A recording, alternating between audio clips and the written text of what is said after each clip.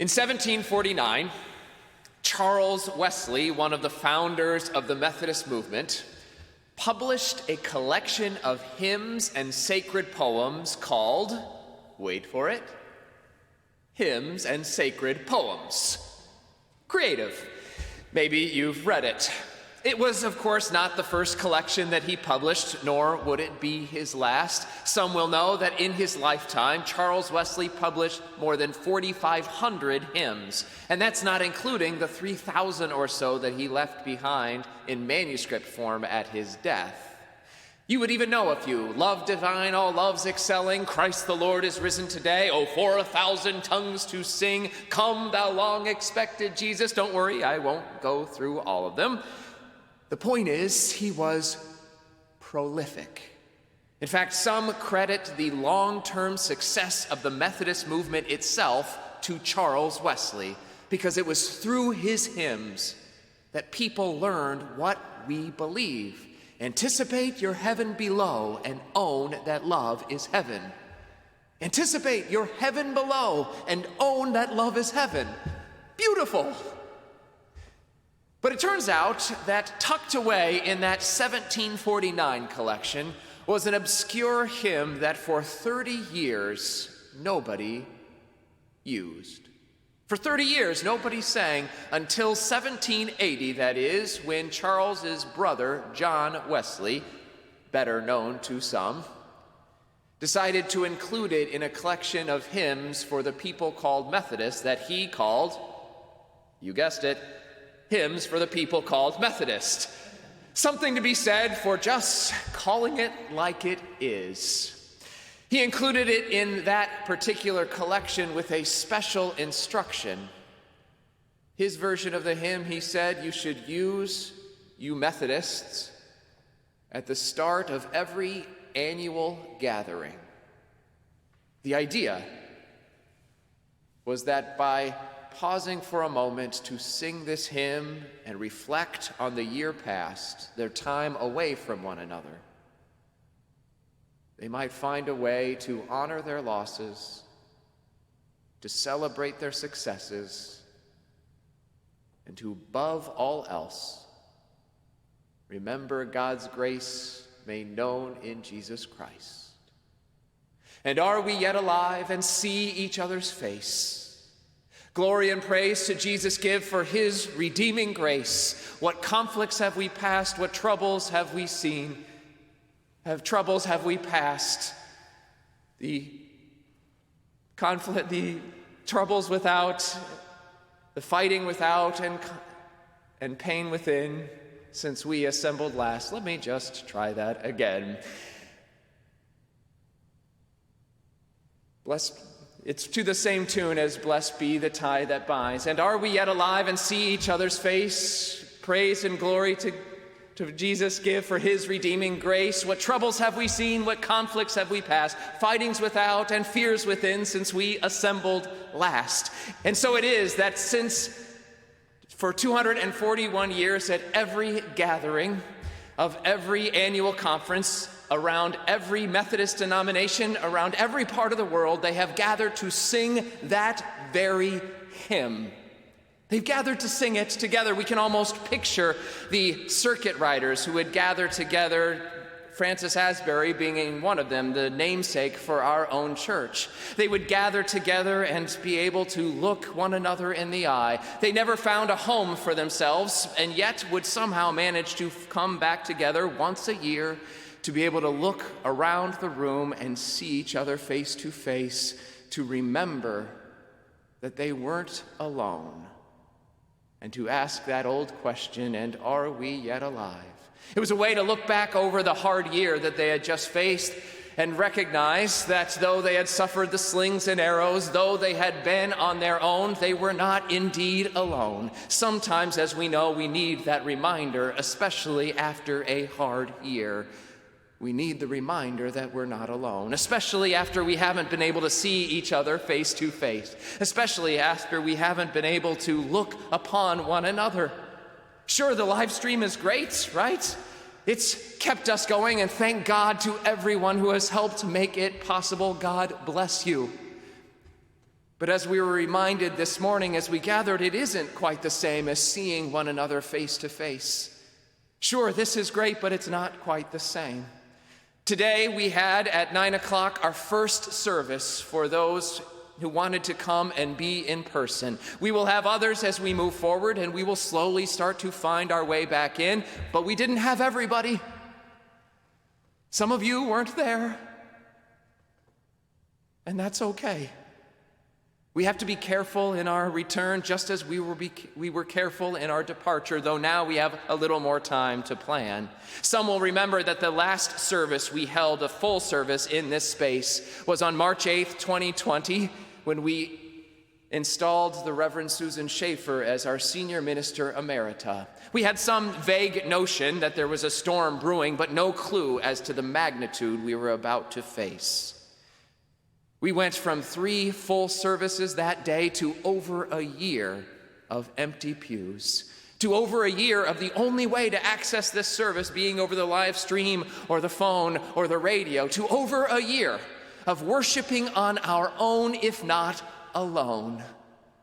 And now we're starting to come back. So maybe it makes sense to ask that age-old question, to lean into our Methodist heritage a little bit, to look around and ask ourselves, and are we yet alive? Only as it turns out, as so often happens, it's the simplest questions that are the hardest to answer. Sure, we could just take it literally, and most of us would answer yes. Though not all of us. The truth is, there were some faces who were not here this morning, not because they were waiting for another service, or the fall, or prefer the live stream, but because they have died in the last year. Maybe you're remembering one of those people this morning. Someone with whom you used to share a pew, who used to greet you on your way into church, who would usher you to your seat, whom you would talk about the service with. The truth is, not everybody can come back. That doesn't mean they're not with us. We've lost so many people in this last year, friends. Some we know about and some we don't. Some from COVID, some from other causes. We mourn them all. And we honor their loss. But of course, people are not the only thing we've lost this year. As we answer that question, and are we yet alive, the honest answer is, for some of us, barely. After all, this year has been hard, and we've all begun to show some scars, if they've just shown up, even if they've just shown up. So maybe some of you have been following the news and recognizing the trends and the mental health crises that have increased over the last few months, especially in young people, though it's there in all people. It makes sense. We could all last 14 months of this, but after 14 months, even those of us with great reserves of mental and emotional and spiritual energy are starting to find ourselves running on empty. You're not alone. This has been a struggle for all of us. This is hard for all of us. And it's not just the pandemic. Sure, the pandemic is part of it, but that's not the only thing we've dealt with in this last year. We've had a year of racial reconciliation in which we've suddenly awoken to the injustice that we have been for centuries ignoring. But that's not it either. We've also had a contentious election, an armed insurrection, and a proliferation of gun violence around our country, and that's not even to mention what's going on in our own lives. Any one of those things would be hard, but the fact that we're all having to deal with them all at the same time means that this is really hard. It means that the question, are you still alive, is valid. Maybe some of us are struggling to answer it. It makes us stop and ask ourselves, what actually is life? That is, of course, a quintessential Christian question. That's why we've come here, isn't it? At some level, we want to know what it means to really live. Fortunately, we've come to the right place. That's what the Christian faith is about. Sure, we've made it about lots of other things, but in the end, it's really about life. I came that they may have life and have it abundantly. Our whole job here is to come together and figure out what it means to really live, not at death, but right now. Only it turns out that where we look for that life matters, which we've learned in this last year, haven't we? One of the successes we have of this past year is recognizing that we can let go of some things and still find life. It turns out we don't have to go to soccer practice to find life. We don't have to ace that test or get into that college or even have a job to find life. We don't have to show up to church on Sunday morning to find life. No, in the end, we have to just hold on to that one thing that feeds us, that brings us life, that gives us nourishment for the journey ahead, that allows us to bear fruit in this world. We heard it expressed in the Gospel of John. Today, they use the image of a vine. Remember, John is writing to a people who have struggled. It's one of the latest additions to our gospel, one of the latest addition to our Bible, maybe the latest addition. It's written for a people who had already struggled with what it means to really be a Christian. There were people who thought, well, we just wait around for Jesus to come back. By the time John is writing, they know that's not true. They know that the point of faith is to find life, and we can't wait for it. We have to live it now. We never know what a day is going to bring.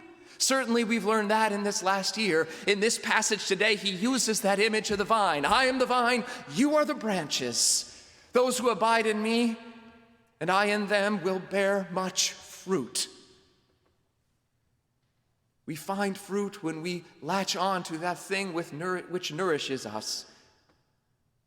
When we prune away that other stuff that just gets in the way. Friends, what is it that you've pruned from your life in this last year?